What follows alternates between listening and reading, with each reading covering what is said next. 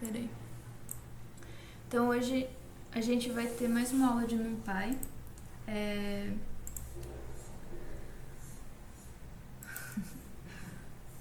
Essa aula aqui a gente vai falar de coisas que complementam a aula passada, então não vai ter nada necessariamente super novo, mas a gente vai entender melhor as coisas que a gente falou na aula passada, tá? Então eu vou fazer uma revisão bem rapidinha aqui de NumPy da aula passada, porque é quase o mesmo conteúdo.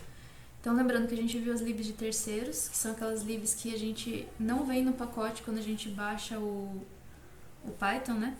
Então são bibliotecas que a gente precisa instalar primeiro para depois importar. E aí a gente usa os gerenciadores de pacotes, né?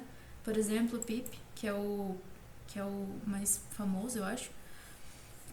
A gente viu formas de importar, então tipos de problema que pode dar. A versão tá errada e você tem que instalar com uma versão específica, ou você escreve o nome errado, ou então você usa na nuvem ou fora da nuvem, você tem que instalar de um jeito diferente. Então aqui a gente deu uma revisadinha bem rápida sobre isso.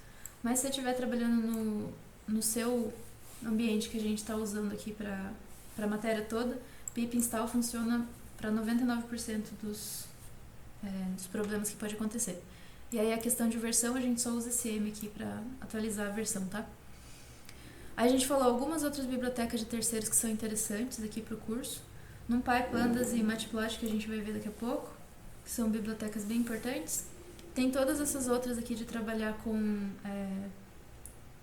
processamento de linguagem natural, a parte de análise de dados mais profunda, ou então uma questão de ciência de dados também, modelos de aprendizado de máquina, etc. A gente não vai ver para baixo de Seaborn, tá? Até aqui a gente vai ver um pouquinho. Daqui para baixo a gente não vai ver, mas são coisas que dentro do NES vocês vão trabalhar em algum momento. Então, coisas interessantes aí para vocês irem dando uma olhada, caso vocês tenham curiosidade. Beleza, é aqui um exemplo de como funcionam essas bibliotecas, né? Então, a gente está vendo aqui uma aplicação de Matplotlib com o Seaborn. Aí, lembrando que o Seaborn, ele é uma biblioteca que trabalha junto com o Matplotlib, né? A gente consegue usar as duas junto muito bem para gerar gráficos, principalmente. Então, aqui o que ele está fazendo é pegando dados de anos e de valores e gerando um gráfico que é o número de alunos do NES a cada ano. E aí ele gera esse gráfico aqui pra gente. A gente vai aprender a fazer esse tipo de coisa hoje, inclusive.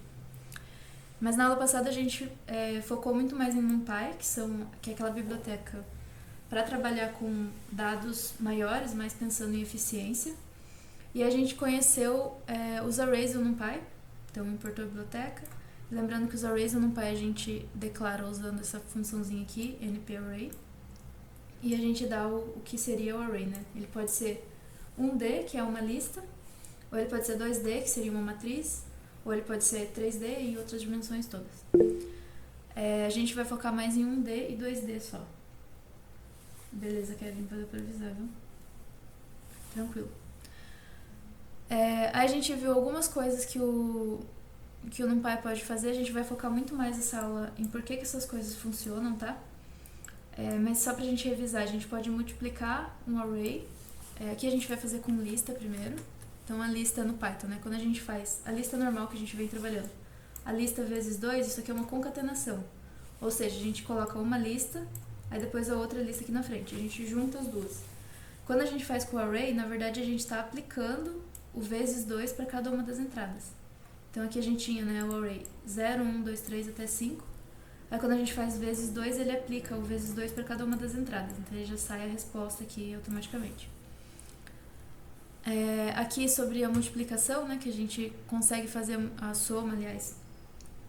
Não tá indo, não? Travou na minha tela. Peraí, deixa eu compartilhar de novo aqui. Bom, agora foi. Tá, então a gente viu essa questão aqui de multiplicação, que vai ser importante hoje. Arrays de tamanhos diferentes, então que dá pra gente fazer operações com arrays de tamanhos diferentes. E os arrays de tamanhos iguais, né? E o arrays de tamanhos diferentes, ele dá esse erro aqui, que a gente vai entender hoje como funciona também, que é esse do broadcast. Beleza. E a gente também viu o shape, que é o formato do array, né? Ele devolve qual que é o formato que o array é definido. Beleza, a gente viu a questão de arrays multidimensionais, que são aquelas matrizes ou até de dimensões maiores, que a gente define muito parecido com uma lista de lista, só que é diferente da lista de lista porque aqui a gente está trabalhando com um objeto NumPy, né? Então a gente faz a definição muito parecida, só que a gente usa o NP-array para definir também. E aí ele realmente se parece muito com uma matriz na matemática, ou seja, linhas vezes colunas, né? Então, para a gente fazer a indexação, por exemplo, a gente usa o XY, muito parecido com a matriz mesmo, só que daí lembrando que aqui a contagem, como a gente está falando de computação, começa em 0 e não em 1. Então, esse daqui vai ser o elemento 0, 0, né? E aí o elemento 1, 1, no caso, vai ser o 5 e não mais o 1, né? Beleza. E aí, de novo, o shape para saber o formato do array. E aqui a gente tem... Peraí que bugou. E aqui a gente tem a questão de indexação e como que a gente faz para acessar os arrays, né? Então, indexação muito parecida com as listas de Python. E para fazer a indexação de corte, aí lembra que a gente pode cortar tanto linha quanto coluna agora, né? Não é mais só um dos dois. Então aqui a gente corta contando a partir do 0, né? Então aqui a gente está fazendo corte de 1, 3. Deixa eu fazer esse print aqui primeiro pra gente ver.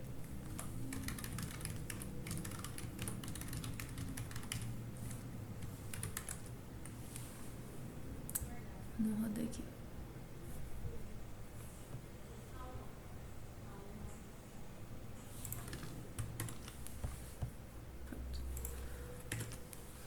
Então aqui a gente tem essa matriz, a gente está fazendo corte de 1 até o 3. Então aqui essa linha e essa linha. E a coluna do 2 até o 4, ou seja, essa daqui e essa daqui.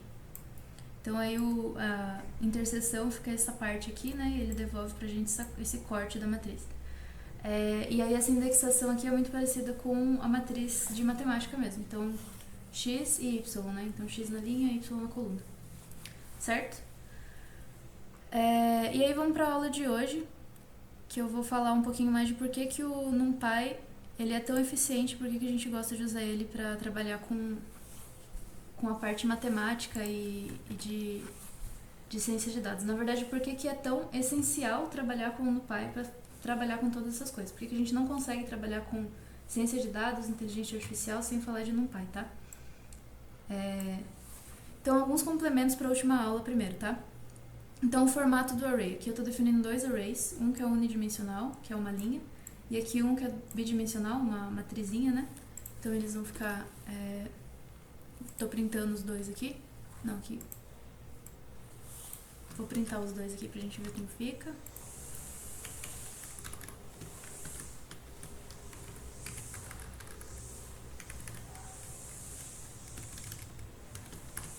Então, a primeira aqui é uma linha. E o segundo é uma matriz, né? Então esse aqui é o array só o ARR e depois é o array 2D, que é esse daqui de baixo. Beleza. A gente viu o shape, que é o que devolve o formato do array, né? Então aqui ele vai devolver uma tupla que só tem o número 6, porque é uma linha, né? Então ele vai ter 6 entradas. E aqui uma tupla 3, 3, porque é uma matriz 3 linhas por 3 colunas. Além dele, a gente tem o NGIN, que também faz uma coisa parecida. Só que o NGIN ele vai me devolver não o formato do array, mas o número de dimensões que o array tem.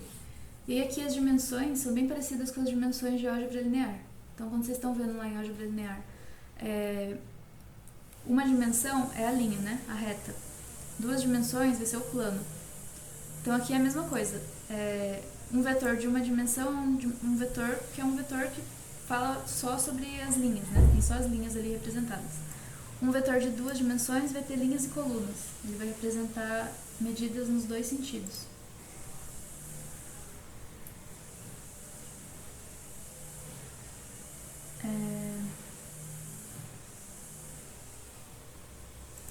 Sim, você pode importar só o array, que é uma parte do NumPy.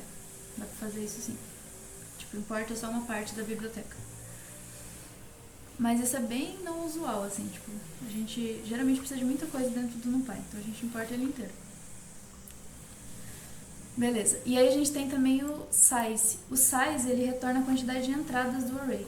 Então aqui, nesse array, que é o primeiro, né, a gente vai ter números de 1 até 5, então 6 números. E nesse aqui a gente vai ter 3 linhas por 3 colunas. Então 3 vezes 3 vai ter 9 números aqui dentro representados, né?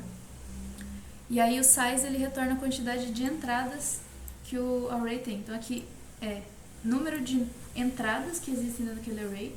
Aqui são as dimensões do array, se ele é só uma linha, ou se ele é linha e coluna, ou se ele é linha, coluna e profundidade, né? Então, camadas ali. E aqui é o shape, que é o que a gente acaba mais usando, que é quantidade de linhas e colunas. Então, o formato que o array vai ter, tá bom? Então, esse é um dos complementos. Aí a gente vai passar para a parte de eficiência do NumPy. Alguém tem alguma dúvida sobre trabalhar com arrays ou algum conteúdo da semana passada? Então, vamos entender por que o NumPy, ele de fato é mais eficiente, tá? Então aqui eu tô criando uma tarefa que eu vou primeiro fazer com o Python puro, sem usar o NumPy, e depois eu vou fazer com o NumPy pra gente ver a diferença, tá? Então é uma tarefa bem simples. A gente vai pegar uma lista de 1 milhão de números. Então aqui eu tô usando aquela função range, que gera uma sequência do início até o final, né, que eu coloquei. Então ele vai criar números de 1 até 1 milhão, porque ele não vai incluir 1 milhão em 1. Aí o início da execução, a gente vai usar a biblioteca time, cadê a biblioteca time? Deixa eu ver se eu já rodei ela. Não rodei a time ainda, então vou importar a time. Ah, não, tá aqui. Boa.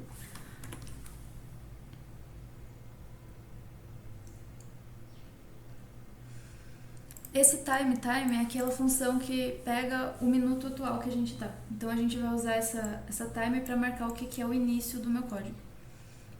E aí eu vou ter uma função, um for aqui que vai percorrer toda essa lista. E para cada uma das entradas eu vou fazer a entrada elevado ao quadrado, tá bom? E aí eu vou somar essa soma aqui dentro da minha variável soma quadrados. E aí depois eu vou pegar o tempo de novo, que é o tempo atual. Então imagina que eu comecei a rodar o código 3:15. E aí agora eu vou pegar 3:18, por exemplo, e eu vou subtrair o 3:15. Então 3:18 aqui menos o 3:15, meu tempo de processamento vai ter sido 3 minutos. Deixa eu fazer isso aqui de novo.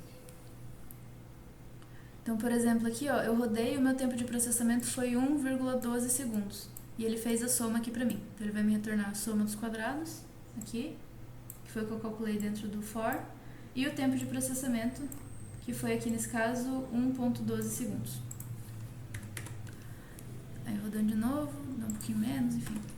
Vai depender um pouco, mas vai ficar em torno disso. Uma coisa importante é que aqui eu estou usando o laço, né? Então, o jeito que a gente faria com o que a gente viu até agora fora o NumPy. Então, a gente usa o laço aqui para percorrer toda a minha lista e fazer a soma do quadrado de cada uma das entradas, tá? Aí, fazendo a mesma coisa com o NumPy. Então, eu vou usar o npRange, que vai fazer a mesma coisa que o range, só que ele vai fazer usando o NumPy. Vai guardar nessa lista de dados aqui, que é um array, na verdade. E aí eu vou usar de novo a biblioteca time para calcular o tempo, né? E o resto do código é muito parecido, só vou usar o sum aqui em vez de usar o laço. E aí eu vou fazer essa operação usando o NumPy em 0,004, né, arredondando aí, segundos. E aqui em cima eu estou fazendo em quase 0,6 segundos. Então vocês percebem que usar o NumPy para fazer a mesma operação com 1 milhão de dados aqui vai levar muito, muito menos tempo do que fazer com o Python puro, tá? E esse processamento aqui, quando a gente vai fazer com um número pequeno, para uma operação pequena, não faz tanta diferença pra gente esperar meio segundo ou esperar 1/100º de segundo, porque a gente não faz. A gente vai perceber da mesma forma como uma coisa muito rápida. Mas se a gente está fazendo uma operação que tem uma planilha, por exemplo, de 20 colunas por 1 milhão de dados em cada coluna, e a gente quer aplicar operações um pouquinho mais complexas. Peraí, deixa eu ver aqui. Se a gente quer aplicar operações um pouquinho mais complexas para cada coluna, e a coluna tem 1 milhão de dados, aí isso vai dar um problema pra gente de espera, né, de tempo. E usando o NumPy isso vai fazer muita diferença, tá? O resultado foi diferente. Vamos ver.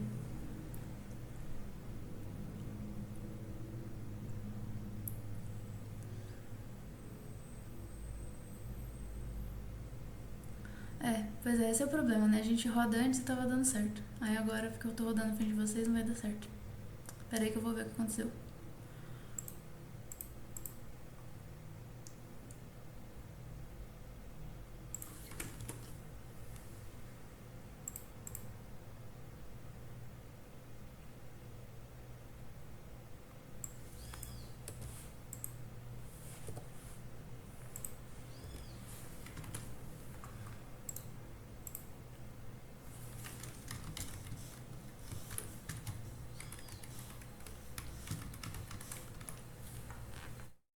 Vou abrir a documentação pra gente ver junto, na real.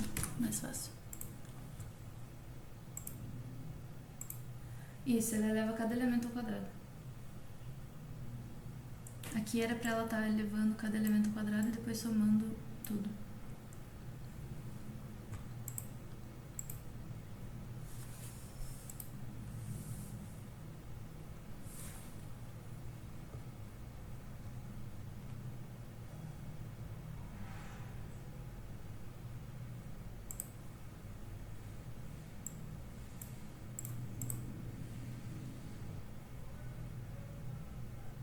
Vamos fazer esse exercício aqui?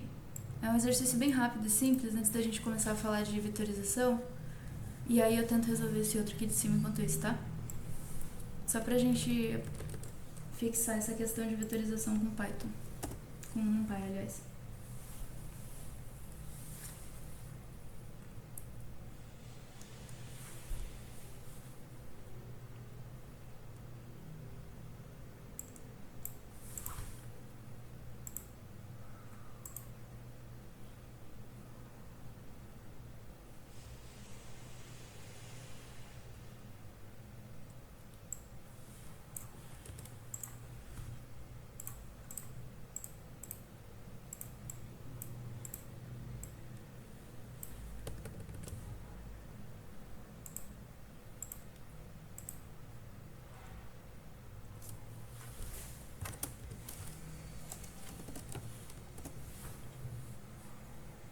Pronto.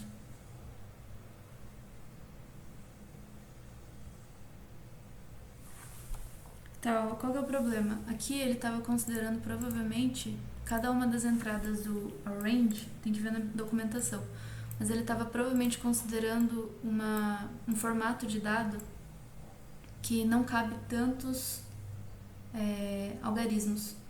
Então aqui quando eu coloquei para ele usar o tipo de dados que é um int 64, ou seja, um int que tem 64 bits ali dentro, ele consegue guardar a quantidade certa de algoritmos e aí quando ele eleva ao quadrado ele consegue somar direito. Aí agora deu certinho a mesma quantidade, ó. Esse número grande aqui e esse aqui.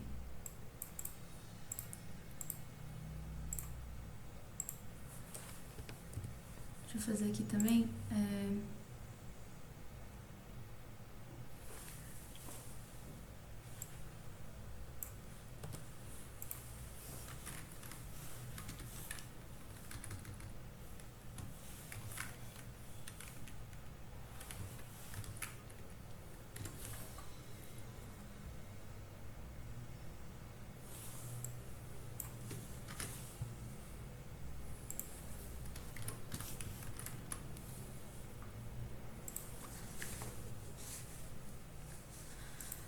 Então aqui, ó, vamos só voltar aqui rapidinho. Então quando a gente roda essa tarefa aqui com o NumPy com o Python puro, a gente leva 1.2364 segundos, por exemplo. Então 1 segundo e um pouquinho.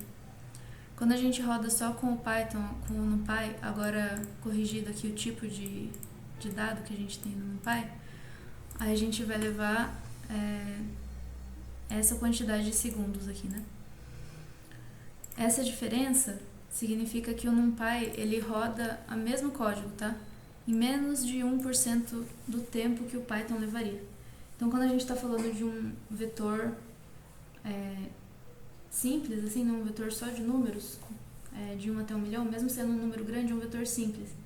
Ele já é tão eficiente assim, né? Então a gente não percebe a diferença no tempo, mas a gente sabe que é mais rápido. Se a gente está fazendo uma tarefa muito mais complexa, aí essa diferença aqui se torna muito relevante, porque a gente vai estar trabalhando com mais dados, com tarefas mais complexas, com funções mais complexas. Às vezes a gente não quer elevar ao quadrado, mas a gente quer fazer uma conta maior ou aplicar uma função dessas outras que a gente viu na última aula, por exemplo, na aula 10. E aí esse tipo de eficiência aqui vai ser muito importante, tá? Então é isso. Sobre essa questão aqui do tipo, gente, de variáveis, vou mostrar aqui pra vocês. O NumPy, ele vai ter alguns tipos de variáveis, tá? Deixa eu ver se eu acho que...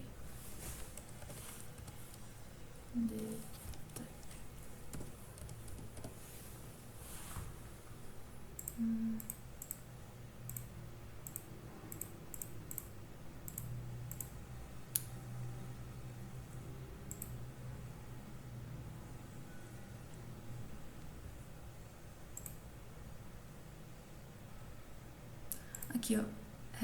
O NumPy ele vai ter alguns tipos de variáveis. Então, ele vai ter variáveis numéricas, floats também, strings, etc. E aí, esse tipo de variável, o NumPy ele tem uma eficiência de guardar a quantidade de bits que a gente precisa para cada número. Então, por exemplo, se eu vou guardar um algarismo só, então, por exemplo, o número 4, o número... qualquer número pequeno, assim, de poucos algarismos, eu não preciso de tanto espaço na memória quanto guardar o quadrado da soma de 1 milhão de números, né? Quer dizer, a soma do quadrado de 1 milhão de números. E aí, às vezes, ele guarda em variáveis menores. Então, por exemplo, aqui, ó, uma variável de 32 bits. É um inteiro que ele ocupa menos espaço do que um inteiro de 64, por exemplo, que é um float, né? E aí, algumas vezes, a gente precisa especificar o tipo de variável que a gente quer que o NumPy use. Então, aqui, quando eu estava fazendo a soma e eu estava usando o sum, que é essa função de somar, eu tenho o argumento aqui dentro que é o dtype, que é para eu especificar o tamanho que o meu número vai ter. E aí ele pode ser de 8 bits até de 64. E aí, nesse caso aqui, eu estou usando um número... Se eu usar um número menor do que o de 64, como é uma soma de números muito grandes, ele não vai conseguir rodar. Então, se eu faço com 32, por exemplo, a soma dá menor, porque ele guardou menos algarismos dos meus números, e aí na soma isso faz diferença. Mas se eu faço aqui de 64, aí ele vai conseguir guardar todos os números, e aí a soma vai dar igual aqui em cima, tá? Então, é uma eficiência que ele tem de guardar o mínimo de memória sempre que possível, né? E se você precisar de mais memória, a gente especifica dentro da função. Certo? Pode mandar por aqui. Pode mandar o código por aqui se terminar, tá? Boa, eu vou usar o do Rafael aqui. Eu só vou tirar essa linha de import que o meu já tem e vou colocar seu nome, tá? Tá, então a gente tem duas listas aqui e ele vai ter uma lista vazia, que para cada rodada aqui do for ele vai multiplicar, né? Então aqui, ó, ficou igual, tá certo, ótimo. O que é o ponto aqui, né? Quando a gente vai fazer com listas do Python normal, então listas como a gente vinha trabalhando, a gente precisa percorrer cada uma das listas com o for, e aí multiplicar, e aí isso daqui é uma operação, isso daqui é uma outra operação, né, a parte de percorrer as listas, e isso daqui é uma outra operação de atualização. E aí, além disso, né, a gente ainda tem que ter as duas listas e mais essa outra aqui, que é a lista que vai armazenar, e ainda vai ter que criar uma variável. Então, todo esse código aqui, ele é usado e gasta bastante memória para percorrer as duas listas. Lógico que eu tô falando que gasta bastante memória porque em relação ao que o Python, o que o NumPy precisa para fazer a mesma operação, tá? Mas é uma operação pequena que não gasta tanta memória assim, no geral. E aí, para fazer no NumPy, né, a gente só precisa definir as duas listas e aí fazer essa linha aqui. Tá ótimo, viu, Rafa? Ficou muito bom. Qual que é o ganho de eficiência, né? Além do ganho de leitura, porque isso aqui é muito mais fácil de entender o que a gente está fazendo do que tentar entender esse laço todo aqui, essa criação de variáveis auxiliares, né? Isso aqui é mais difícil de entender, né? A sintaxe do negócio, a sintaxe, né? Mas também é mais fácil para o computador, quando ele vai fazer as operações. Porque aqui, ó, o que o NumPy vai fazer é pegar as duas listas que têm tamanhos iguais e vai multiplicar as duas de uma vez só. Então é como se, em vez dele fazer... Pensa em linhas de produção, né? Então ele vai vir aqui uma linha de produção, vai realizar essa operação e depois volta, e depois a mesma linha realiza outra operação e outra operação e outra operação. Com o NumPy é como se a gente estivesse fazendo todas as coisas em paralelo. Então a gente tem uma lista aqui, outra lista aqui, e é uma operação só para a gente multiplicar as duas. Então é como se a gente estivesse realizando cada uma das operações ao mesmo tempo, assim, em paralelo. E aí acaba que isso daqui é também, além de muito mais legível, também é muito mais eficiente do que fazer desse jeito aqui, tá? Então aqui é como se a gente tivesse uma pessoa só fazendo, resolvendo o problema em fila, né, um de cada vez. E aqui embaixo é como se a gente tivesse vários pontos de resolução de problemas e eles fazem em uma rodada só. Então, como se tivessem várias pessoas trabalhando e em uma rodada só eles resolvem o problema. Tá? É tipo aqueles problemas da UBMAP que fala, sei lá, se um pintor pinta 6 paredes em 6 dias, quanto que 6 pintores vão demorar, enfim. É meio que essa lógica de quantas instâncias que a gente tem para resolver o mesmo problema, tá? Beleza. E aí a gente vai entender um pouquinho melhor como é que o Python faz como é que o NumPy faz para resolver esses problemas em paralelo, tá? Antes da gente falar de broadcast, eu vou falar de vetorização aqui. Então a vetorização é essa habilidade que o NumPy tem de resolver o mesmo problema, as mesmas operações para cada uma das entradas do array de uma vez.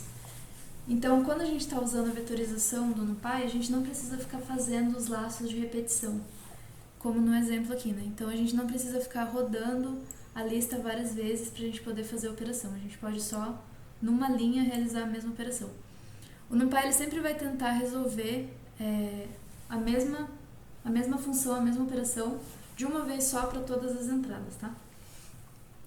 E isso só é possível porque aquela questão que a gente falou na última aula, o NumPy ele usa C para fazer essas operações. E o C é uma linguagem de baixo nível, que significa que ela é mais próxima da linguagem do computador, ela é mais eficiente, tá? E aí isso torna essa vetorização, né, que é essa habilidade que o NumPy tem, muito mais rápida. Então aqui um outro exemplo, por exemplo. A gente aqui está fazendo a soma de dois arrays, que é o 1, 2, 3 e o 4, 5, 6, somados. Então, da mesma forma que o Rafa fez ali em cima no código dele, a gente só precisa dessa linha aqui. E ele vai somar o 1 e o 4, que aí vai dar 5, o 2 e o 5, aí vai dar o 7, e o 3 e o 6, que vai dar o 9. Então, é como se fosse realmente uma soma de vetores, né? Quando a gente vai fazer a soma de dois vetores ali, a gente só soma as entradas. E o NumPy vai fazer isso também. Nesse sentido, ele é diferente das listas, né? Porque se a gente somar duas listas, ela vai concatenar. Ela vai pegar a lista A, a lista B e vai colocar uma na frente da outra, assim, fazendo uma lista nova com 6 entradas.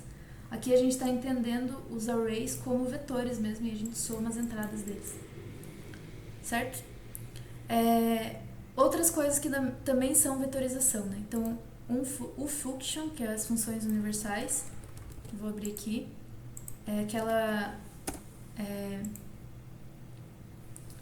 isso aqui é a documentação das funções universais do NumPy, que a gente viu na aula passada. Todas as funções, o functions, elas são vetorizadas, ou seja, elas são aplicadas em cada uma das entradas. Aqui, ó. Então, por exemplo, todas essas aqui, os de subtração, multiplicação, matriz, etc., divisão, tudo isso aqui, quando você aplica nos arrays do NumPy, eles aplicam essa mesma função a cada uma das entradas.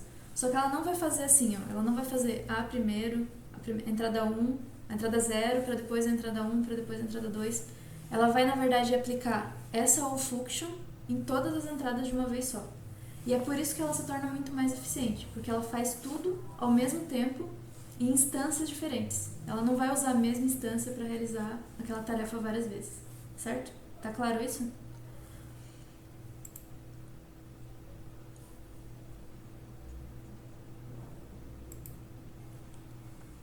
Beleza. Aí, voltando aqui. Então, por exemplo aqui, né, o quadrado, quando a gente aplica o quadrado nessa função aqui, nesse array aqui de cima, que é o array a gente vai ter a raiz quadrada, né? De 1 é 1, a de 2 é essa daqui e a de 3 é essa daqui. Mesma coisa a exponenciação de base 2. Isso aqui é tipo 2 elevado a n, tá? Então, 2 elevado a 1, 2 elevado a 2 e 2 elevado a 3. Então, ele sai o 2, 4 e 8, certo? E é a mesma coisa também para as funções lógicas, que foi uma outra coisa que a gente viu na aula passada. Então, como é que a gente faz uma função lógica, né? A gente faz esse statement aqui, né? Essa afirmação. O array A é maior que o 2, e ele vai para cada uma das entradas. O 0 é maior que 2? É falso. 1 é maior que 2? Não, então é falso também. 2 é maior que 2? Tá dando true por quê? É 1, 2, 3? É 1, 2, 3, tá? Então, 1 é maior que 2 é falso, 2 é maior que 2 é falso e o 3 é maior que 2, então é verdadeiro. Então ele aplica essa afirmação aqui para cada uma das entradas também, tá? E isso também é uma questão de vetorização. Então o NumPy também vetoriza para aplicar essa função, tá? E aí existem operações que a gente não consegue vetorizar. Então, por exemplo, aqui, ó, não existe uma função aqui no function, por exemplo, ou em alguma outra parte da documentação de NumPy para fazer essa operação aqui que eu quero fazer, que é o x mais 3 vezes 2. Então eu quero fazer essa conta aqui. E aí não tem como eu aplicar uma função desse tipo aqui para fazer o x mais 3 vezes 2. Então eu quero que para cada entrada do meu vetor eu faça, por exemplo, 1 mais 3 vezes 2. Aí vai ficar 4 vezes 2, que vai dar 8. 2 mais 3 vezes 2. 2 mais 3 dá 5, vezes 2 dá 10. 3 mais 3 vezes 2, que deveria dar 12. Então a entrada deveria ser 8, 10 e 12. A saída, né? Não existe uma função pronta, vetorizada, para fazer isso para mim. Então eu posso criar uma função e vetorizar ela, para daí eu poder aplicar ela para todo o meu vetor de uma vez só, como as funções vetorizadas ali de cima, tá? E aí isso também vai ser mais eficiente que o loop, mas não vai ser uma vetorização propriamente dita, né? Porque não está implementada em C. Mas a gente ainda consegue fazer com que ela seja mais eficiente do que um loop. Então aqui eu estou definindo a minha operação do jeito que eu queria, x mais 3 vezes 2. Então é uma função aqui que vou chamar de operação, ela vai receber um número, e aí ela vai retornar esse número mais 3 vezes 2. E aí a gente usa esse np vectorize aqui, que ele vai fazer com que a minha função, que eu defini aqui em cima, seja vetorizada. Ou seja, ele vai criar uma vetorização para a minha função. Aí eu dou como argumento do np vectorize a minha função que eu quero vetorizar. E aí essa variável aqui, ela vai ser quase que a função vetorizada que eu criei aqui em cima, tá? Ela vai ser praticamente uma função nova. E aí para aplicar ela eu faço o nome, né, da função vetorizada, então a operação vetorizada ali, e o array que eu quero aplicar, que é esse array aqui de cima. Ih, tá muito lá pra cima já. Deixa eu definir ele lá embaixo de novo.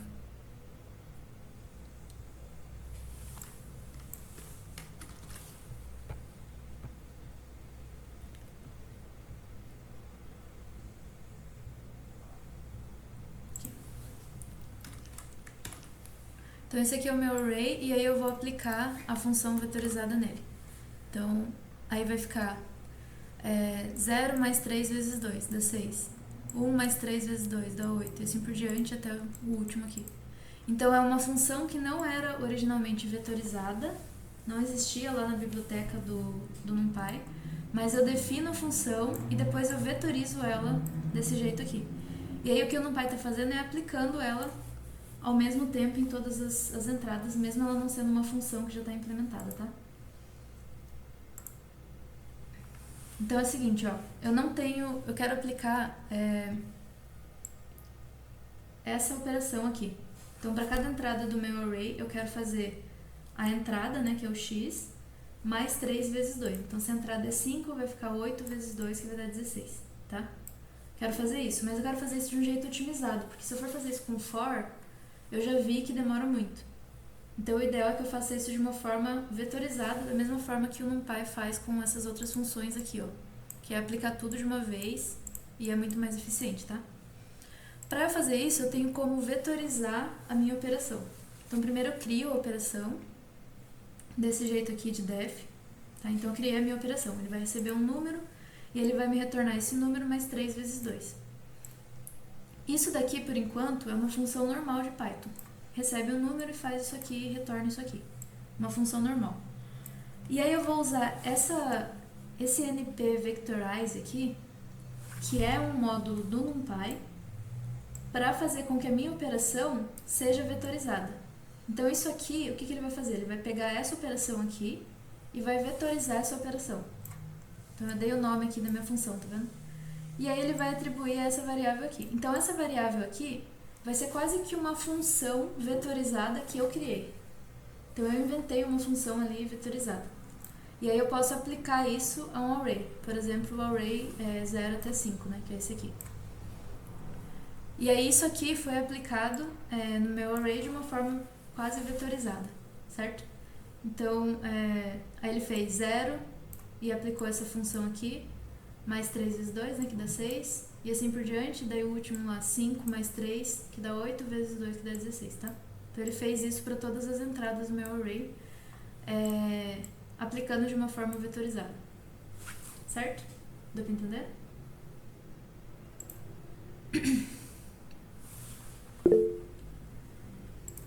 Então é como se eu estivesse criando uma função que opera da mesma forma que as funções do NumPy operam, tá? Beleza. Aí, agora a gente falou de vetorização, vamos falar dessa parte aqui de broadcasting. Então, o que a gente sabe do NumPy, né? A gente vai ter o... Deixa eu só mostrar pra vocês qual é o array que eu vou usar. Eu vou usar esse daqui, tá? Que é do 0 até o 5. Eu posso, por exemplo, fazer o array vezes 3. E aí a saída vai ser o 0 vezes 3, 1 vezes 3, até o 5 vezes 3. Então aqui, ó, vocês percebem que o meu array, ele tem 6 entradas aqui, e isso aqui é um escalar, né? Então eu estou multiplicando um array que tem 6 entradas com um que tem uma entrada, certo? Então eu estou fazendo alguma coisa de que tem 6 entradas para 1. Na verdade, o que eu estou fazendo é aplicando vezes 3 para cada uma das entradas, né? Como se fosse um vetor mesmo da matemática, da geometria analítica. Então, quando eu faço um vetor vezes um escalar, eu só aplico o escalar em cada entrada do vetor. A gente também tem o array 2D, que é... Opa, não tá definido? Ah, não, eu dei maiúsculo. Então, o array 2D, ele é esse daqui, né, que a gente definiu lá em cima. Esse array aqui. Eu também posso fazer ele vezes 3, por exemplo. Aí ele vai ficar assim. Então, eu apliquei o 3 a cada uma das entradas, certo? Então, aqui era 1, ficou 3. Aqui era 2, ficou 6. 3, ficou 9. E eu também posso fazer esse array vezes, por exemplo... fazer um outro array aqui. Só que daí eu vou fazer um array 1, 10, 20, 30. E aí o que aconteceu? Aqui era 1, ficou 10, né? Aqui era 2, ficou 40, porque eu estou multiplicando 2 pelo 20. Aqui era 3, ficou 90, porque eu estou multiplicando 3 pelo 30, certo? Então eu estou multiplicando a linha do meu array 2D aqui por esse outro array aqui. É como também se fossem vetores. Então eu estou multiplicando a matriz por um vetor, lá na matemática, tá? Então, na verdade, eu estou multiplicando coisas de tamanhos diferentes, né? Porque aqui é um array 2D e aqui eu estou multiplicando por um array 1D. Certo? E isso é possível porque a gente está usando o broadcasting, que é essa habilidade que o NumPy tem de entender o que a gente está querendo multiplicar e aí adaptar a sua variável para que ela seja possível de multiplicar por outra. Tá? Aí como é que ele faz isso? Ó? Aqui, por exemplo, no nosso primeiro exemplo, que era um array 1D, e a gente vai multiplicar por um escalar, né? Então, o meu escalar, ele só tem uma entrada, é o 5 aqui, né? Como é que eu faço um array de 3 entradas e somo um 5, e aí ele vai fazer ao mesmo tempo? Porque o NumPy, ele sempre vai fazer ao mesmo tempo, né? Como a gente estava falando. O NumPy, ele aumenta o meu 5 para que ele vire um vetor de entrada 5. Então, ele cresce ali o meu vetor, ele adapta esse 5. Ele vira temporariamente um vetor de 3 entradas, todas com o número 5. E aí ele pode somar esse 0 com esse 5, esse 1 com esse outro 5 e esse 2 com esse outro 5. Assim ele faz a soma ao mesmo tempo. E aí a saída é um vetor de 3 entradas também, tá? Então eu vou fazer aqui em cima pra vocês verem, ó. Peraí. Aqui. Então eu vou ter o np.array 1, 2, 3 mais 5. Então eu estou somando um vetor de 3 entradas com um número 5. Como aqui só tem um número 5, teoricamente ele teria que fazer o mesmo 5, né? Vezes esse aqui, aí depois vezes esse aqui, aí depois vezes esse aqui. Isso é quase como um loop. Mas o NumPy, ele tem a habilidade do broadcasting, que é essa capacidade dele aumentar o escalar até o escalar ficar do tamanho que ele precisa para somar ao mesmo tempo. E aí ele soma todos ao mesmo tempo e isso é muito mais eficiente. E aí ele retorna o vetor maior, certo? Deu para entender essa parte? Alguém tem alguma dúvida?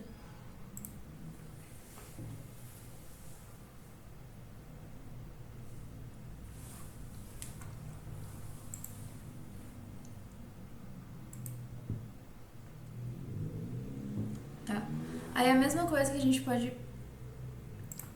Isso funciona do mesmo jeito para um array 3D somado com um D, né? Então o que a gente estava fazendo aqui em cima. A gente tinha um array 3D, estou multiplicando por um array de um D só, né? Que tem 3 entradas. Então eu tenho uma matriz aqui, né? De 1 em todas as entradas. E eu quero somar com essa primeira linha aqui que está mais marcada em escuro. Então eu dou de entrada pro NumPy uma matriz e um vetor.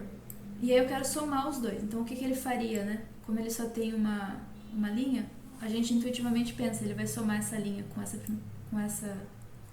esse vetor, aí depois ele vai somar a segunda linha com esse vetor de novo, e a terceira linha com esse vetor de novo. Na verdade, o que o NumPy faz, ele faz o broadcast de novo. Então o que ele vai fazer é somar essa linha com essa aqui, essa com essa e essa com essa.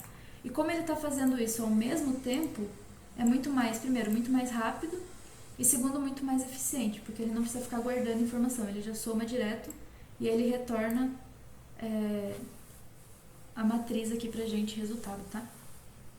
Então, essa habilidade de aumentar o vetor para baixo, para ele caber no primeiro vetor que você deu, se chama broadcast. E aí o exemplo também para o... Deixa eu montar aqui. Quando você tem dois vetores que ambos precisam ser aumentados, né? Então aqui eu tenho uma coluna e aqui eu tenho uma linha. Então ele vai tanto aumentar a coluna para ter 3 colunas, né, para caber com esse aqui, quanto ele vai aumentar esse aqui para baixo para ter 3 linhas para caber com esse aqui. Então ele vai, na verdade, somar duas matrizes para dar a matriz resultado. Certo? Então ele aumenta na dimensão que precisa ser aumentada para conseguir somar. Alguém tem alguma dúvida sobre isso?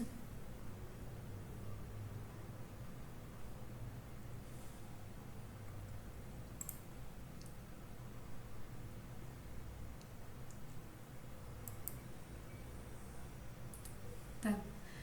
E aí lembrando que isso não funciona sempre, porque, por exemplo, se eu quero somar... aqui tem um exemplo, né? O array 1, 2, 3 com 4, 5, 6, 7 não tem como aumentar esses arrays de uma forma que eles se encaixem. Então, esse daqui ele tem 3 colunas e esse tem 4 colunas. Então, se eu tentar somar 3 com 4, eu teria que aumentar de um lado que eu não consigo replicar os dados. Então, e aí ele vai me dar esse erro aqui, que é um erro que a gente já tinha visto na última aula, que ele não consegue fazer o broadcast com os shapes 3 e 4. Precisava ser ou 3, 1 e 1, 4, ou então 1, 3 e 4, 1. Tá? Então sempre tem que ter, ó, que eu coloquei o resumo, sempre tem que ter shapes ou com uma coluna que tem 1, né, com alguma parte ali que você consegue replicar, então de uma dimensão faltando, ou então ele precisa ter iguais, né? Então as dimensões são exatamente iguais, ou que ele consiga replicar em algum sentido. Senão ele não consegue gerar dados novos, né? Isso, exato, Davi. Fica como se ele tivesse que crescer dos dois, né? E aí como é que ele vai... Então como é que seria aqui, né? A gente teria... Deixa eu tentar desenhar aqui. A gente teria o 1, 2, 3, né? E aqui a gente teria o 4, 5, 6 e 7.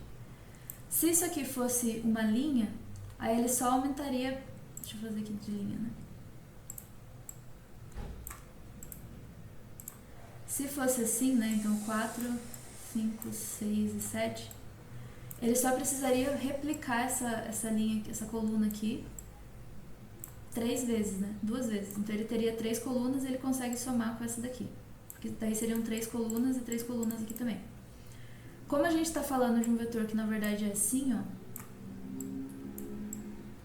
então ele não consegue replicar de uma forma que ele não perca dados, porque aqui tem 4 colunas já. Então ele teria que aumentar uma coluna aqui, mas o que ele vai colocar nesse lugar aqui? Ó? Ele teria que inventar um número, né? Então não dá certo. Tá?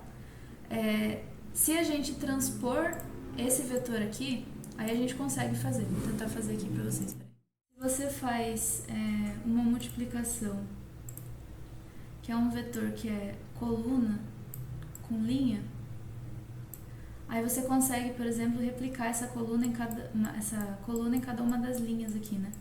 Cada uma das entradas da linha. E aí você consegue fazer essa multiplicação. Mas se você está multiplicando esses dois vetores aqui, e os dois são linhas, uma de 3 entradas e outra de 5 entradas, então eles têm tamanhos diferentes. E aí o NumPy ele não vai transpor esse daqui automaticamente para que você consiga fazer a multiplicação. Eles têm que ter o mesmo tamanho ali, sabe? E aí é por isso que ele não consegue fazer o broadcast, porque ele tem esses formatos diferentes aqui, tá? Alguém tem alguma pergunta sobre isso, galera?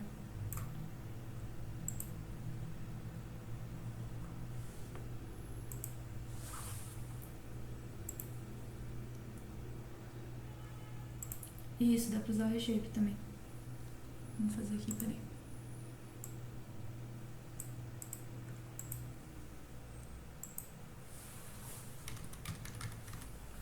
Deixa eu achar o reshape aqui.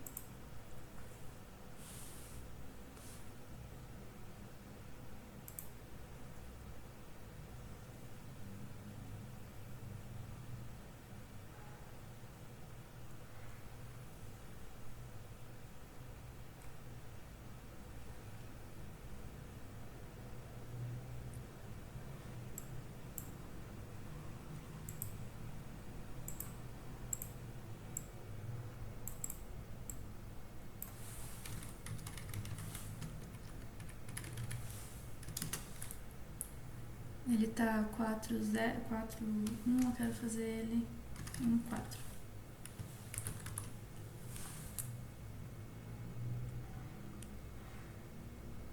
Eu teria que fazer o reshape também aqui pra ele virar uma matriz. Vou tentar aqui. Gente, eu vou fazer intervalo agora até as 5h05, tá? Só vou tentar resolver esse negócio aqui pra gente ver se a gente consegue com o reshape.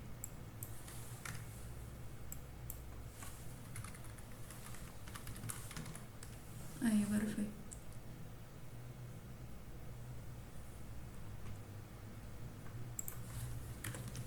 Boa, então aqui eles estavam os dois como linhas e aqui a gente fez o reshape, ele ficou esse como 3 linhas e esse como 4 colunas. Aí deu certo. Antes da gente falar sobre Matplotlib, eu vou só fazer essa última parte que ficou faltando aqui, que é como a gente faz para aplicar uma função em outro eixo, né? Então, o que a gente está fazendo até agora é aplicar a função sempre na linha, né? Ou, sei lá, na coluna. Tem como a gente aplicar uma função, geralmente, na verdade, o que a gente está fazendo até agora é aplicar no array todo, né? A gente pode escolher um eixo para aplicar a função do nosso array. Então, por exemplo, aqui eu tenho um array 2D. Deixa eu colocar aqui ele. ARR 2D. Esse é o meu array, né? Se eu faço ele, por exemplo, vezes 3, ele fica assim, ele aplica o vezes 3 em todas as entradas, né?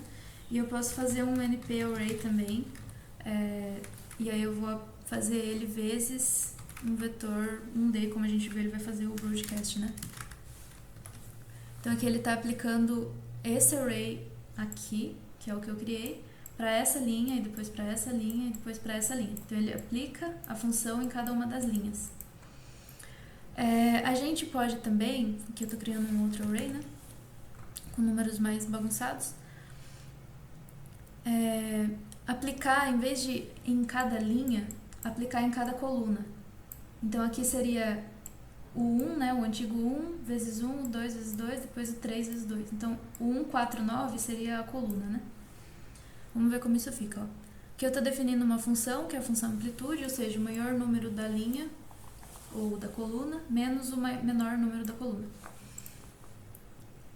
E aí eu vou pegar essa função amplitude aqui e eu vou usar o NP apply along axis. O que isso significa? Aplicar ao longo de algum eixo. Então, ou da coluna ou da linha, certo? E aí eu vou dar a função que eu quero aplicar, que é essa que eu defini aqui em cima, qual é o eixo que eu quero aplicar e qual array que eu vou usar para aplicar, né? Em qual array que eu vou estar aplicando essa função. Nesse caso aqui eu estou aplicando em cima do array que eu defini ali em cima, tá? Beleza, e aí eu estou guardando isso dentro do resultado. Nesse caso aqui, eu mudei a amplitude. Então, ó, eu estou fazendo para cada linha desse array aqui, eu estou rodando a função amplitude, que pega o maior número e diminui do menor número. Então, o maior número menos o menor. Então, qual que foi a saída? A saída foi um vetor. O que isso significa? Eu estou pegando essa linha aqui, não, essa coluna aqui, e fazendo o maior número, que é um 4, menos o menor, que é o 1. Então, isso vai dar 3, certo? Aí aqui eu venho na segunda coluna. O maior número, que é o 15, menos o menor, que é o 1. Então, o maior menos o menor, né? Lembrando que eu estou aplicando ela aqui. Vai dar 14, 15 menos 1. 9, 7, 0. O maior é 9, o menor é 0. Aí vai dar 9, certo? Então, quando eu faço axis igual a 0, ele está olhando para a coluna. Certo? Então, eixo 0 é a coluna. Aqui embaixo eu estou fazendo exatamente a mesma coisa, só que eu estou fazendo axis igual a 1. Aí agora eu estou falando da linha aqui, tá? E ele vai vir aqui e vai fazer o maior número é o 7, o menor é o 1. Então aqui essa linha deveria dar 6. 15 e 0, esse aqui deveria dar 15. E 9 e 1, esse aqui deveria dar 8. E aí a saída aqui, quando eu faço no eixo 1, é por linha, né? Então 6, 15 e 8. Como assim sequência recursiva, Davi?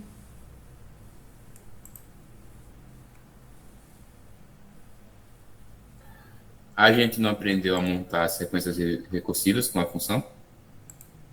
Ah, não. Ah, tá, entendi o que você está falando. Mas não, Essa daí da amplitude, ela é recursiva também ou não? Não, essa aqui é só uma função. Ela não chama mais nada, né? Ela não chama ela mesma, ela chama outras, o máximo e o mínimo. Para ser recursiva, ela teria que chamar ela mesma. Mas aqui eu tô aplicando essa função, em vez de aplicar ela em todo o array, então aplicar nele inteiro, eu quero aplicar em cada uma das linhas. Então primeiro, né, eu tô fazendo coluna por coluna, aí depois linha por linha. Então no NumPy ele deixa a gente separar linha e coluna, sabe? Beleza. Aí um outro exemplo aqui, deixa eu ver. Esse aqui é o exemplo que eu trouxe, e tem as funções unfunction também, que são aquelas funções universais que a gente viu na aula passada, um pouquinho nessa. Essas funções, elas já tem dentro delas aqui, então npsum, que é o que a gente está usando bastante, dentro dela ela já tem o argumento axis. Então a gente já pode escolher o eixo que a gente quer aplicar ela, a gente não precisa aplicar ela na matriz inteira. Então até agora a gente está fazendo ela na matriz inteira, mas a gente pode escolher um eixo. Então aqui a gente tem essa matrizinha aqui e a gente vai fazer ela no eixo 1, que vão ser as linhas, né? Então aqui vai ser 1 com 4 dá 5, aqui vai dar 12, aqui 19 e aqui 11. E aí, aqui quando a gente roda, 12, 19 e 11, e aqui ele fez a média também, só que daí ele fez a média por coluna, né? Então a média dessa coluna aqui, né? 1 mais 4 mais 1 dá 6, dividido por 3 entradas, né? Dá 2. Aí ele faz das outras também, que eu não vou fazer a conta. Mas dá isso aqui, as médias, tá? Então a média aqui eu coloquei eixo 0, então ele fez por coluna. E a soma eu coloquei eixo 1, então ele fez por linha, tá? Então quando é função universal, que é essas functions aqui, que a gente viu um pouquinho hoje, um pouquinho na aula passada, você pode já definir qual eixo que você quer usar quando for chamar a função. Aí usa esse argumento do axis aqui, certo? Boa, então a gente tem uma matriz, né?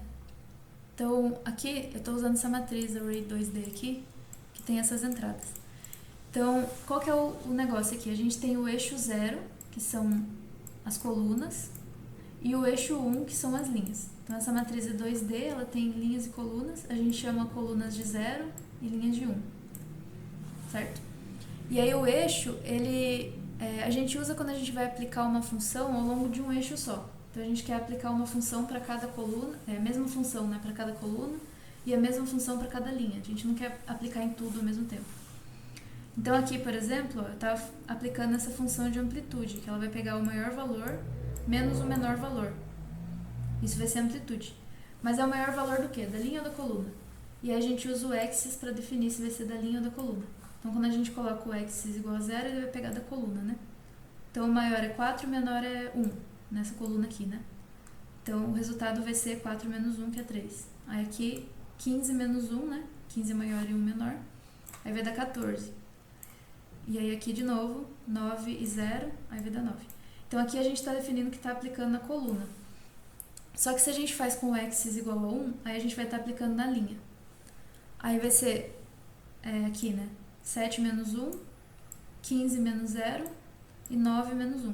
Sempre o maior menos o menor, que foi o que a gente definiu aqui. E aí o resultado aqui é diferente, tá vendo? As duas funções, tanto aqui quanto aqui, é a mesma coisa, tô aplicando a mesma coisa, só que aqui eu tô fazendo x0 e aqui eu tô fazendo x1. Então aqui é coluna e aqui é linha. Certo?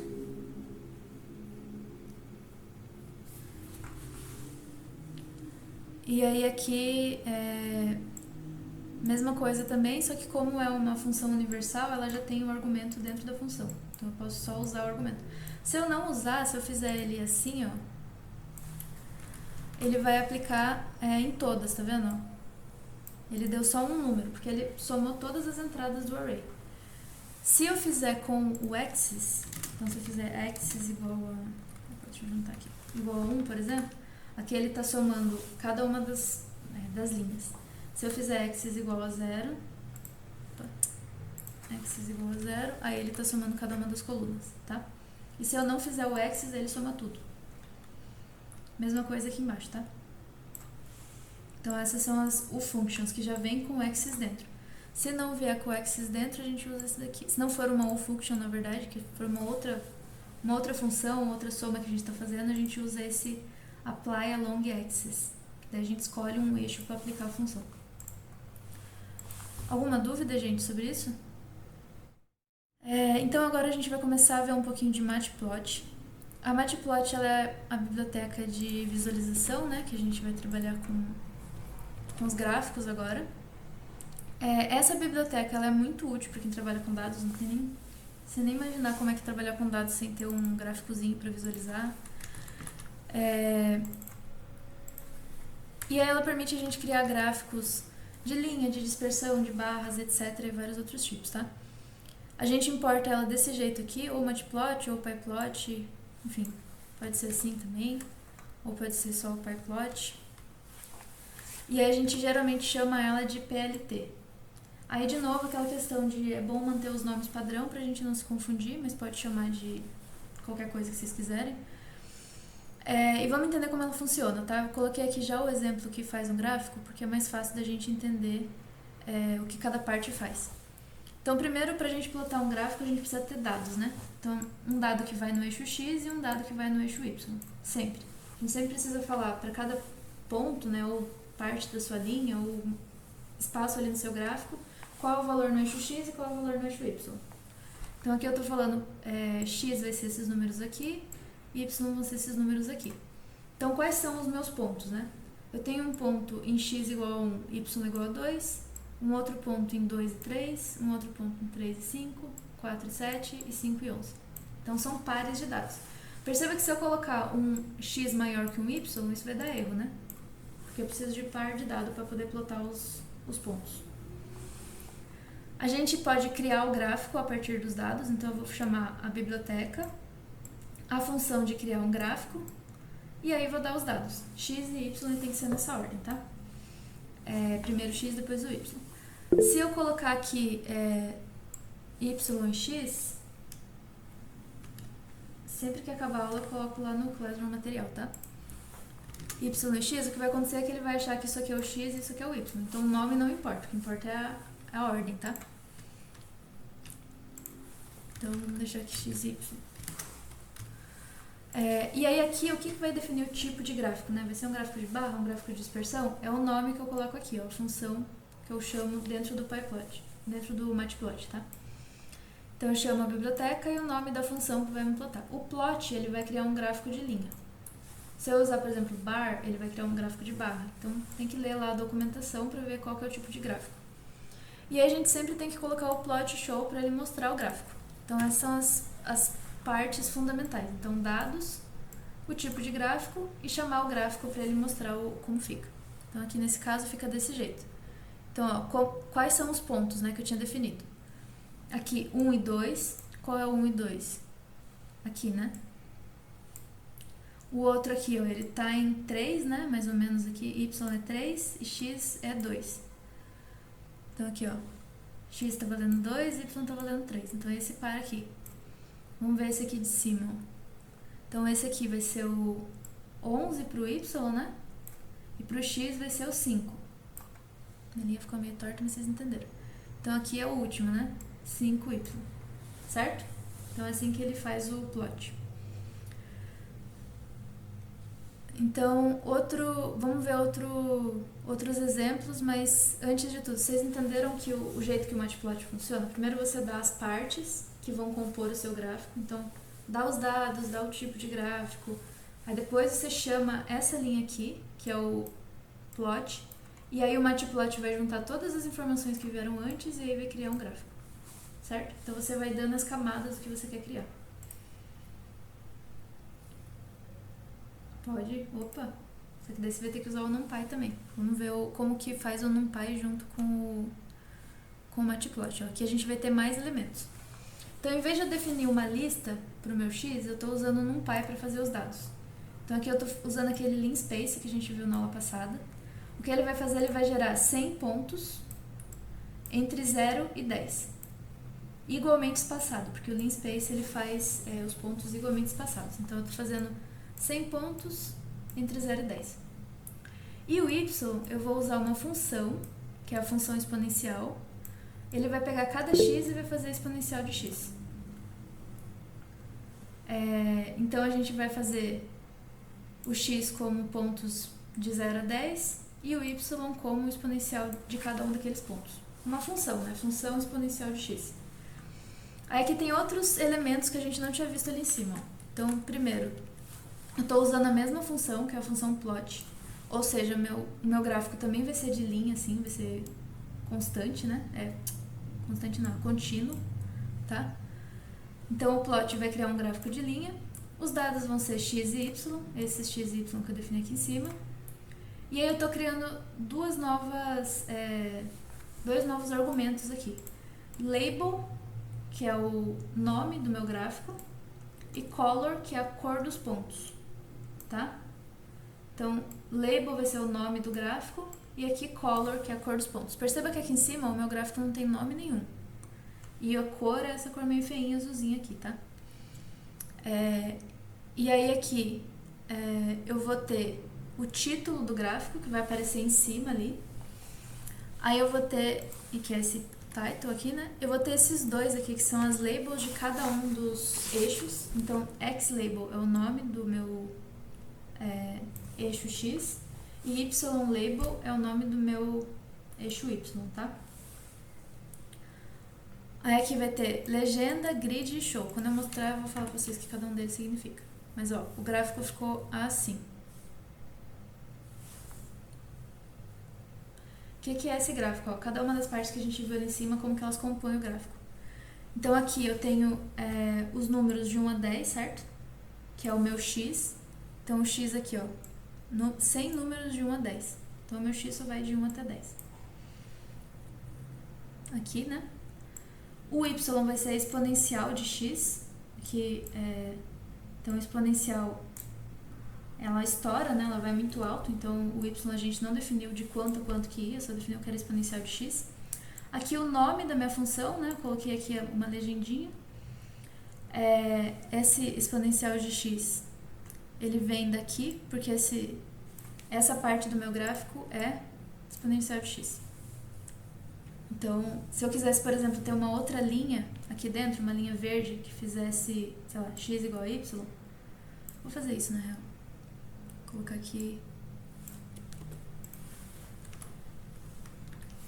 Vou fazer um outro plot, o x e o y vão ser iguais. Então eu vou dar x tanto para o x quanto para o y. Aqui vai ser x igual a y e a cor vai ser green.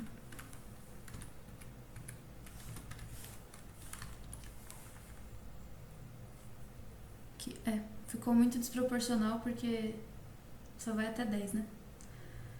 Mas eu tô colocando duas linhas agora. E aí aqui em cima tá aparecendo o outro nome da linha. Tá vendo? Essa linha verde aqui é o x igual a y. Onde que eu defini que essa linha verde é x igual a y? Eu dei o nome dela aqui no label, tá vendo? E defini a cor dela aqui. Beleza. O título, gráfico de exponencial, vem aqui em cima. O label dos eixos, né? Tanto o x-label quanto o y-label, ele vem aqui, né? Então, essa é a label do x e essa é a label do y, que é a etiqueta do eixo.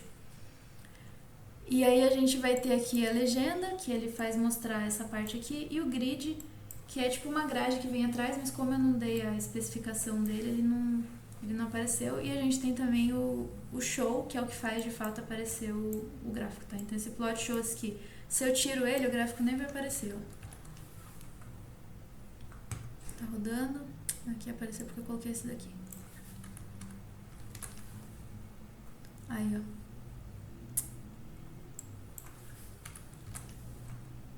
Pronto, agora sim. Oh, meu Deus. Tá, aqui apareceu, mas não era pra aparecer.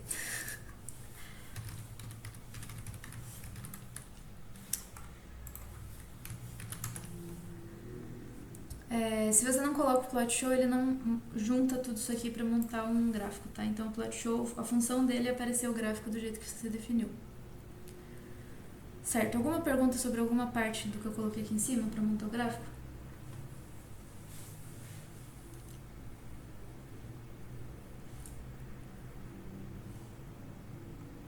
Tá, então vamos pra frente.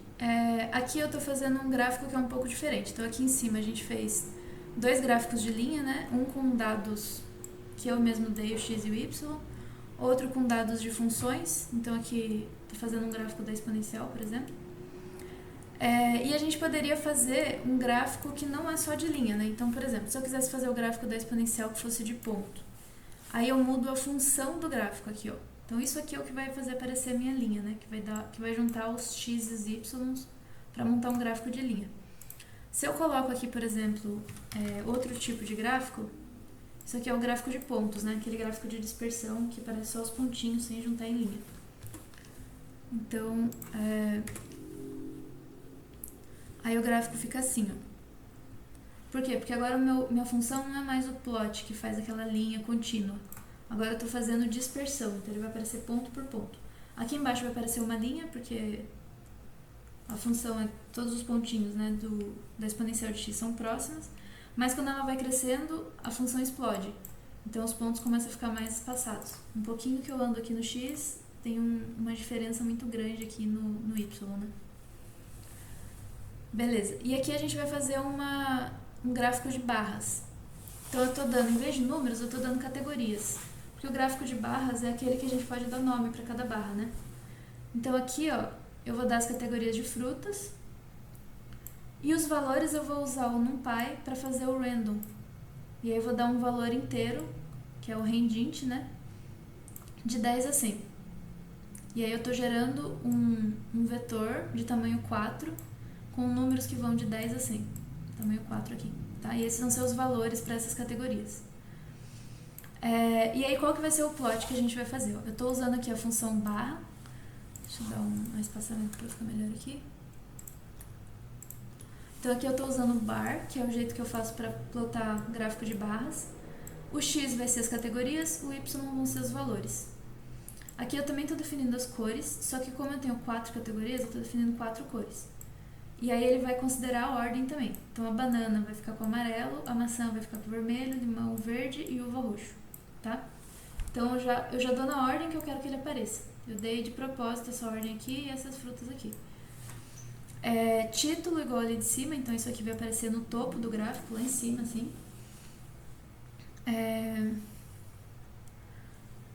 O label do X vão ser as categorias. Então, isso aqui é a categoria, né, que eu defini ali em cima. E o label do Y vai ser só valores. Então, vai ser contínuo e vai ter esse nome aqui, né?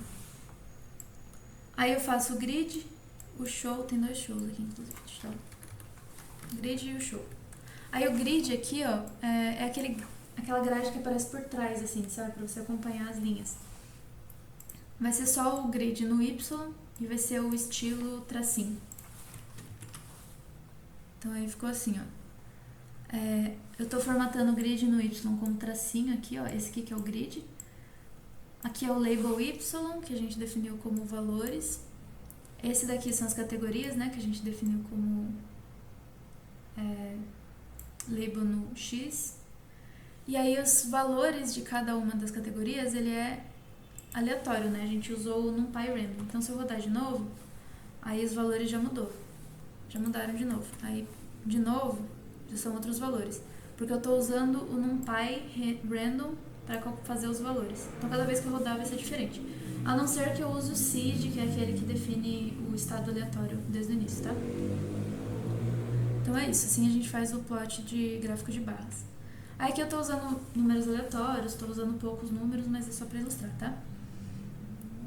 Alguém tem alguma dúvida nesse aqui?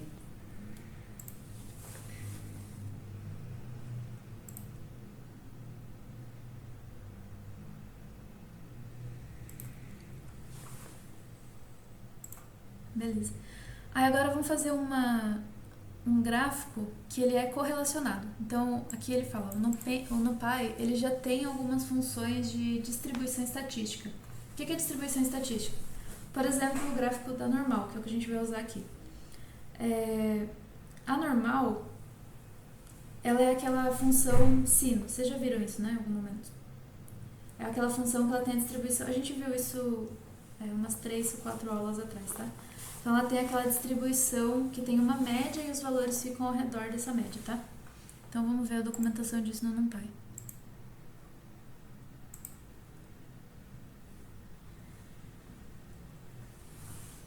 Boa, então esse aqui é o de multivariação normal, né? Então são dados multivariados, que eles variam em várias direções, numa distribuição normal. Então aqui vocês vão ver como que a função funciona, o que ela recebe. Ela recebe a média, a covariância, etc, etc. Não precisa saber exatamente como isso funciona, tá? Para esse exemplo, porque, enfim, a gente não está aprendendo covariância agora, então não precisa desse detalhe.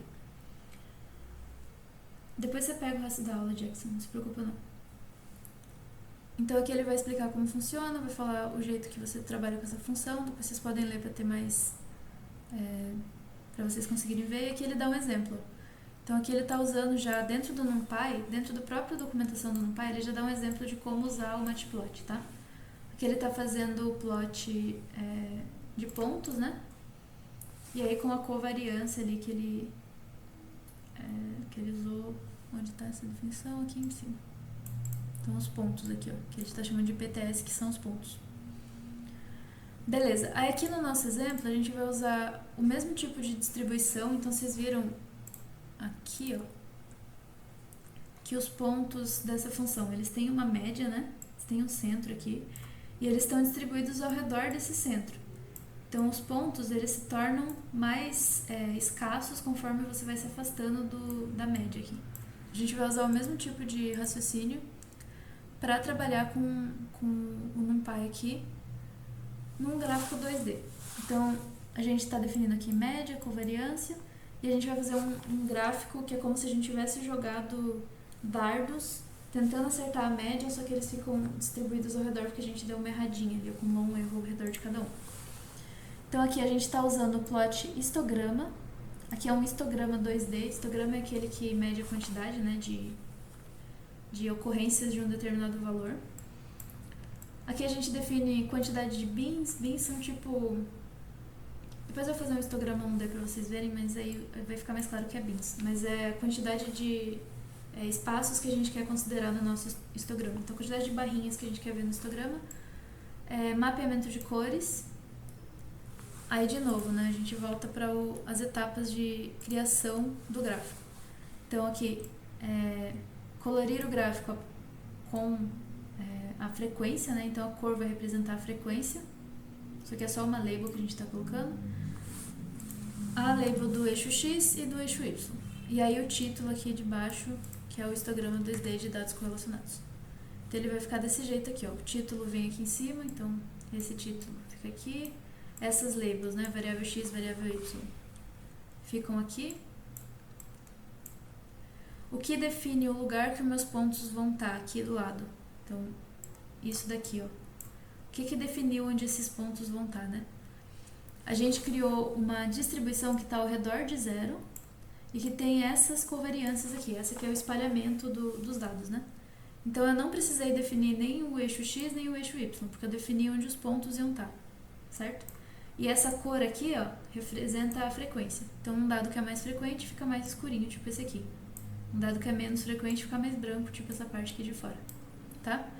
Aqui não é importante vocês saberem o que é covariância, o que é essa distribuição e tudo mais. Só vocês verem o jeito que o Matplotlib funciona. Então, você vai criando as camadas, né? Cada coisa que você quer que apareça no gráfico. E no final, você dá o plot show e ele mostra o gráfico pra você, tá bom? Então é isso, esse aqui é um exemplo mais complexo mesmo, de histograma, tá? Mas é pra vocês, enfim, terem mais repertório aí do que dá pra fazer. Beleza, deixa eu ver aqui, esse aqui é de seno.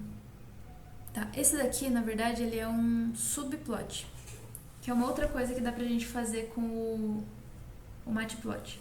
Então eu tô definindo aqui, ó, a cada bloquinho que eu escrevi aqui, eu tô definindo um subplot, tá vendo? O que esse PLT subplot faz? Ele me fala que eu vou criar um gráfico pequeno dentro do meu gráficozão. Então é como se, em vez de eu criar um gráfico só, eu vou criar um monte de gráficos pequenos, tá?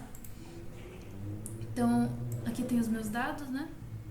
Que é o X, aqui vai ser igualmente 200 dados igualmente espaçados de menos 2π até 2π.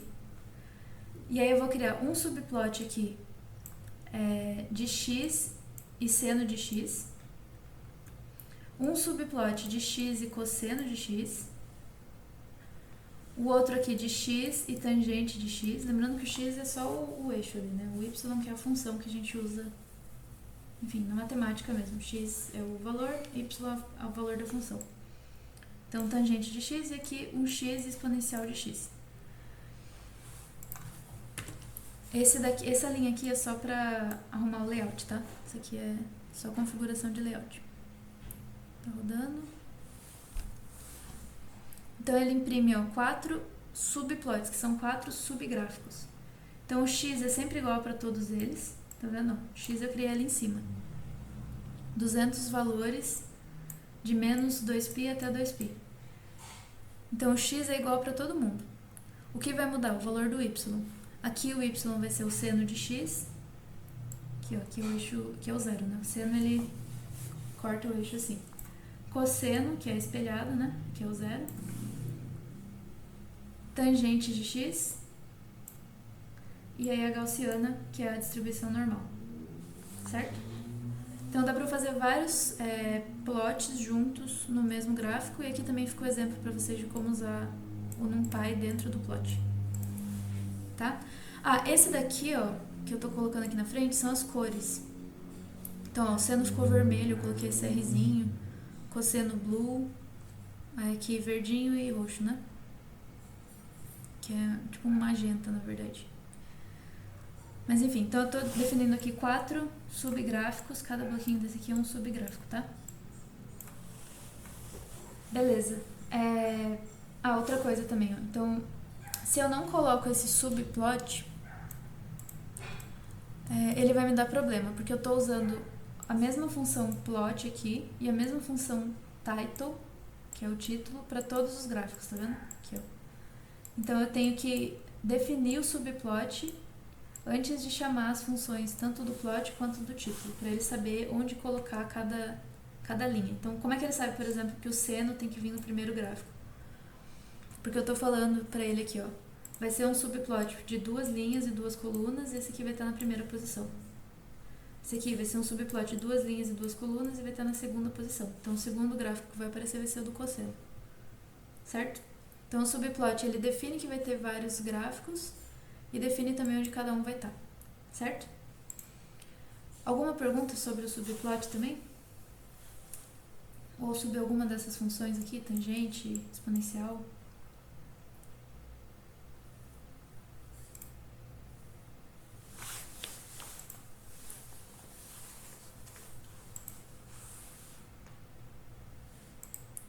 Certo. Então, boa, por que os gráficos ficaram diferentes? Quais são as partes iguais? Ó, o que é igual de cada subplot? Então, eu sempre estou chamando a função subplot. Isso daqui que vem dentro do subplot, ele vai me definir quantos eu vou ter. Então, aqui eu vou ter 2 linhas e 2 colunas, ou seja, 4, né? E esse daqui vai estar na primeira posição, esse na segunda e esse na terceira. Então, essa linha aqui é quase igual para todos os 4 gráficos, né? O que vai definir o plot é essa segunda linha aqui, ó. Aqui eu estou definindo que vai ser um plot de linha, igual que a gente estava fazendo lá em cima, e que os pontos vão ser x e o y vai ser o seno de x. Só que aqui embaixo eu estou fazendo x e o cosseno de x. Então, essa linha aqui é o que vai me gerar a série de dados. E eu estou dando o valor de x e o valor de y nessa ordem. Tá?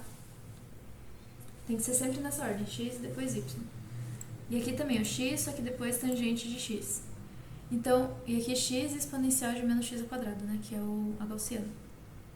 Então, aqui vai aparecer a função que eu declarei ali em cima. Então, na primeira posição é um seno, na segunda é um cosseno, certo? Essa última partezinha aqui é a cor, na verdade. Então, R de red, né, que é vermelho, blue, green, e esse aqui eu acho que é magenta. E aí, ó, outra coisa legal também é que aqui eu tô fazendo o red, eu dei um tracinho só, e aí ele apareceu como constante, contínuo, né? O cosseno eu dei 2 tracinhos, ó. Cosseno eu falei B de blue e 2 tracinhos. E aí ele aparece tracejado aqui, ó, não é mais contínuo, tá vendo? Ele é tracejado.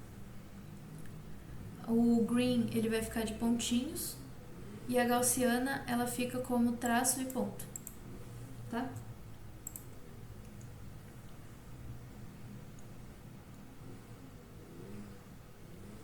Boa, Ana, essa é uma ótima pergunta. 1 e 4 e 1, boa.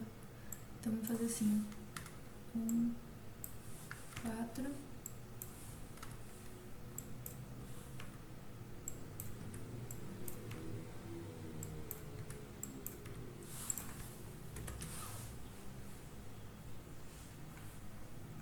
Aí, agora elas ficaram todas na mesma linha.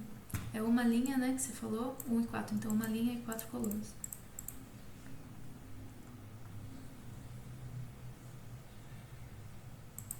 Aí, se você colocasse 4 e 1, aí ficaria um embaixo do outro. Certo, gente? E aí é importante, né? Como a gente está plotando todos juntos, o Python, ele vai... o Matplotlib, na verdade, ele vai adequar o espaço que ele tem, né? Ele tem só aquele espaço ali. Quando você quer plotar os 4 juntos, ele vai dar uma empurradinha, assim, uma estreitada nos gráficos para caber todo mundo. Isso, linha primeiro, depois coluna. Beleza, gente? Aí dá pra você trocar. Por exemplo, esse seno aqui, ele tá contínuo, né? Porque eu coloquei o tracinho. Eu vou colocar tracinho e ponto.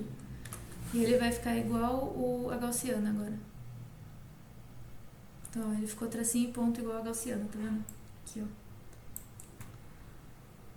Ficou igual a esse. Tá?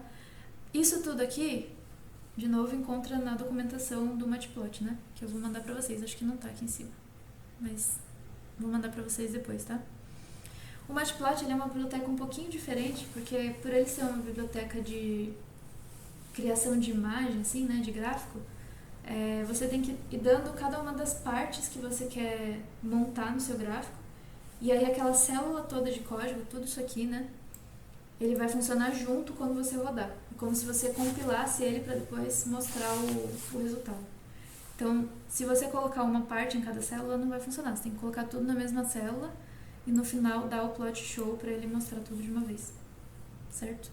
Deixa eu ver se aqui vai funcionar tirando o plot show.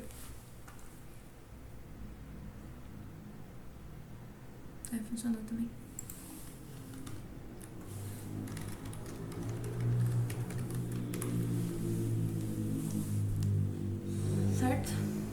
isso, gente. Isso aqui é só alguns exemplos, tá, de Matplotlib. O Matplotlib ele é muito versátil, então você consegue fazer muita coisa com ele, principalmente quando você está trabalhando com visualização de dados. Alguém perguntou aí se dá para fazer 3D, dá para fazer também, tá? E a gente depois vai ver também o Seaborn, que o Seaborn ele é uma biblioteca que funciona junto com o Matplotlib, e às vezes ele fica um pouco mais bonitinho, ele é menos configurável do que o Matplotlib, mas ele é mais amigável. Isso, a lista vai ter NumPy e Matplotlib, mas principalmente NumPy, tá? O Matplotlib é só auxiliar. No curso, o mais importante pra gente vai ser o NumPy do que o Matplotlib. Porque o Matplotlib, assim, é impossível você trabalhar com dados sem poder ver gráfico, né? Então ele é auxiliar. E aí mais pra frente, próxima aula a gente vai começar a falar de datasets. Então conjuntos de dados, tabelas grandes de dados. E aí a gente vai usar também de novo o Matplotlib, tá? Bom, é isso. Tem um exercício aqui, que eu vou ver se eu coloco na lista esse aqui também. Mas vocês vão fazer um array aleatório, tá? Distribuído normalmente ao redor da média. O que quer dizer com normalmente? Normalmente é a função normal, tá? Função de distribuição normal. Ao redor de uma média, e a média vocês escolhem. Então ele vai ficar tipo um sino ao redor da média. Então o ponto mais alto vai ser a média, e aí ele vai ter uma distribuição aquela de sino, assim. E aí você plota esse gráfico com o Matplotlib. Esse é o exercício. Quem quiser ficar fazendo, pode ficar, vou estar por aqui também para tirar dúvida. Eu tenho que sair 6 horas da tarde certinho hoje, porque eu tenho uma reunião, mas se alguém tiver alguma dúvida, vai mandando, e daí a gente vai respondendo, tá? E aí tentem fazer esse exercício pra gente corrigir antes das 6 se der tempo. Não tenho certeza se vai dar tempo, mas vai estar na lista também.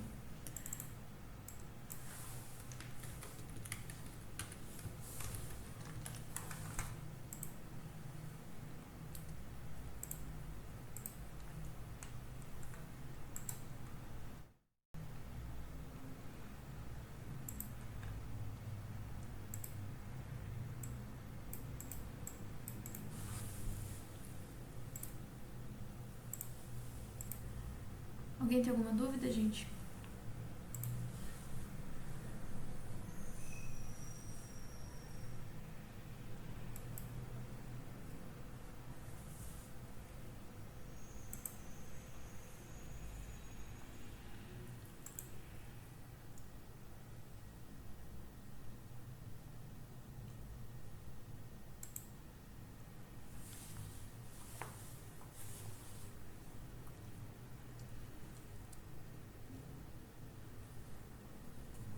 Então, nem precisa resolver a equação, na verdade. É só você definir a função mesmo. Tipo, o x de, sei lá, de 0 a 1. Então, você faz o x 100 pontos, usando o linspace, né, igualmente espaçado, de 0 a 1. Aí o y você faz, o y é tal função de x. Aí se tiver implementado já a função, você usa o que já está implementado. Se não tiver, você pode usar aquela função que a gente aprendeu hoje de vetorizar, sabe? Então você define, faz o def, sei lá, função cônica de x, e aí você faz a vetorização dela e imprime o gráfico. Então você não precisa resolver nada, assim, você só define ali e manda plotar.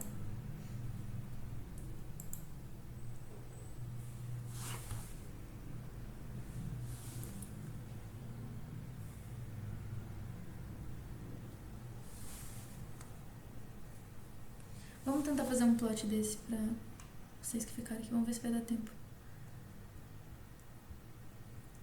Vou pegar já metade aqui pra ficar mais fácil. Esse aqui vai estar na lista, tá, pessoal? Então não precisa... Agora não vai dar tempo de fazer ele. Mas vamos fazer, por exemplo, 100 pontos de 0 a 1. E aí aqui, em vez de eu fazer... Então eu tô definindo, tô pegando o eixo x, né? De 0 a 1, todos os pontos... Todos não, mas 100 pontos. De 0 a 1. E aí o y vai ser o f de x. Então eu tenho que dar o que é esse código, o que é esse f de x, né? Então... Não sei, tô pensando numa função maluca aqui.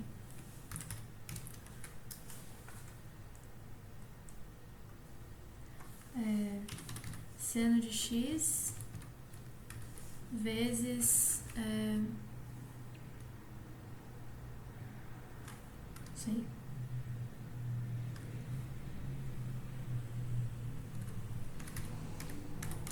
Não sei como vai ficar isso exatamente. Vamos fazer seno vezes cosseno, que a gente sabe como fica. E aí a gente faz aqui, só que em vez de scatter eu quero com linha, né? Então eu vou fazer PLT. Beleza, vou tirar a label. Não preciso sempre definir a label, então eu posso tirar a label.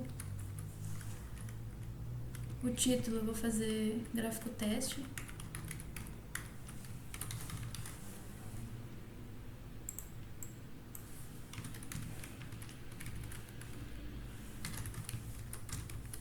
Pronto.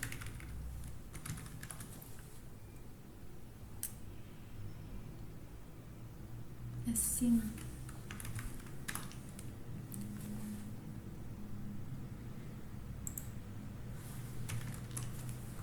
Pronto, agora sim. Vamos fazer em outro intervalo, que daí vai ficar melhor. Vou fazer intervalo de 0 a 100. Vai ficar mais visível. Então aqui, ó, por exemplo. Eu não sei quanto que é o seno vezes o cosseno, mas eu sei o gráfico dele, que é desse jeito aqui. Vou fazer de 0 até 10. Posso fazer, então, sei lá, esse aqui ficou meio feinho. Esse gráfico aqui também, então é seno vezes exponencial, né? Enfim, dá pra você ir combinando as funções aqui em cima e vendo como elas ficam. Tipo, como é que fica seno vezes exponencial, seno vezes um polinômio. E aí você vai vendo o jeito que as funções ficam aqui embaixo. Não precisa resolver, entendeu?